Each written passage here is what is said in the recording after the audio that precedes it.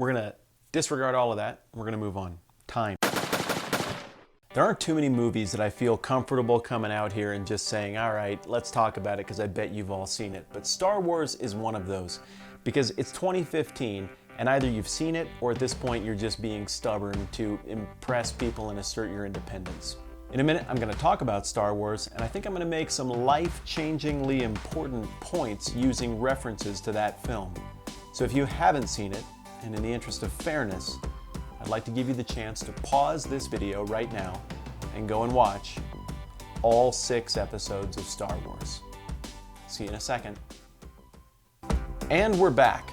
So in Star Wars Episode 4, which is actually the first Star Wars that ever came out in 1970-something, you've got young, ambitious, point-of-view character Luke Skywalker, and you have his old, wizened mentor, Obi-Wan Kenobi. And in one of the key moments of this movie, they end up in the Death Star facing off against one of the all-time great cinematic bad guys, Darth Vader.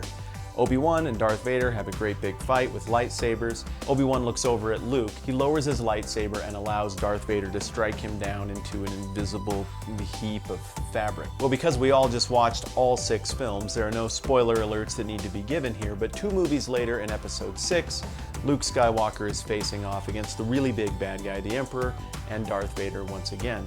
And Darth Vader has a change of heart at the end and decides that he's going to rescue Luke Skywalker and turn on the big bad guy, the Emperor.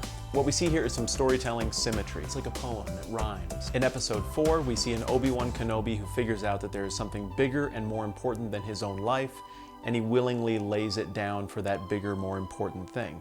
In Episode 6, we see Darth Vader realize that there is something bigger and more important than his own life, and we see him lay down that life for that bigger, more important thing. Darth Vader was Obi-Wan's apprentice, and in laying down his own life in the same way that his master did, we see that Darth Vader has now fully followed in the footsteps of the one who taught him. In Luke the Evangelist's first book, the Gospel of Luke, he told the story about Jesus, a guy who understood that there was something more important than his own physical life, and so he laid down his life voluntarily for that bigger and more important thing.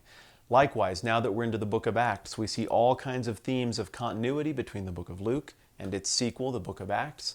And here we see the character Stephen getting ready to follow in Jesus' footsteps.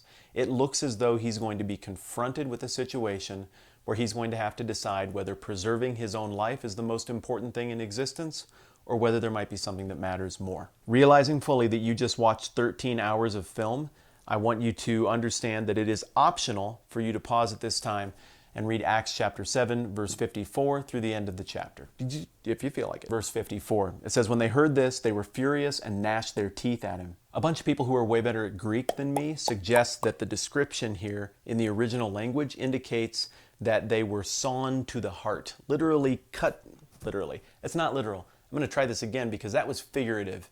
And the word figurative literally means figurative. That they were figuratively cut to the heart. They realized that they were guilty and that he'd made good points, but they just didn't really have an answer for it. But whether that's the case or not, they're outraged, and their outrage is turning into a weird aggression. It says they gnashed their teeth at him. I have no idea how to even make that gesture. Whatever this thing is, they all knew how to do it, and they were doing it in chorus.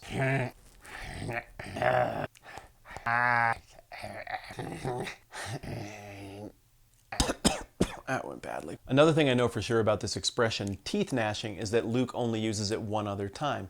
And it was a time when Jesus mentioned this and said that the people that didn't end up being in the kingdom would be outside where there would be weeping and gnashing of teeth. This happened in Luke 13 if you want to look it up for yourself. But I wonder how many readers in the original audience, or even since, would have looked at this and said, oh, wait a second, this is almost like Luke is saying that this is the fulfillment of what Jesus predicted.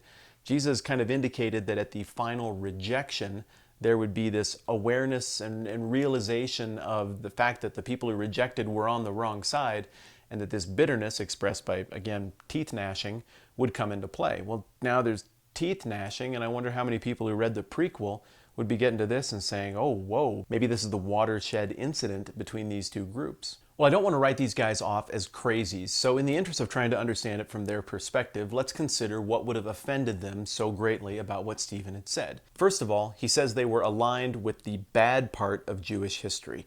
That is, they were on the side of all the people who came before them in the history of Judaism who resisted God and pushed back and didn't do what God wanted and tried to elevate their own power, and they imagined themselves being a part of Team Good Guy from the history of Judaism. Second, he lays the blame for Jesus' execution at their feet. Now, he's right, but we've discovered since the book of Luke that they're trying to pretend like this really wasn't on them. He just like fell onto a cross that had nails on it and just, I don't know, weird. Back in 528, they got upset with Peter, saying, "We gave you strict orders not to teach in this name, yet you have filled Jerusalem with your teaching and are determined to make us guilty of this man's blood." So they're trying to put some spin on this thing and get themselves off the hook for Jesus' execution, but Peter wasn't having it, Stephen wasn't having it. Third reason they'd be upset is that Stephen is saying that they're supposed to be the caretakers of the law, but they don't even uphold the law that they supposedly love oh so much. This is exactly like a criticism that Jesus leveled against them when he issued a famous 6 woes against the Pharisees and the teachers of the law, when he called them out for all the things that they're supposed to do, but that they actually do the opposite of. Stephen isn't inventing new material here, he's repeating the guy who he follows. That's in the latter half of Luke 11 if you want to go check it out for yourself. So verse 55, "But Stephen, full of the Holy Spirit, looked up to heaven and saw the glory of God and Jesus standing at the right hand of God." This is not a phrase that is supposed to cause us to just feel a bit of warmth for a moment.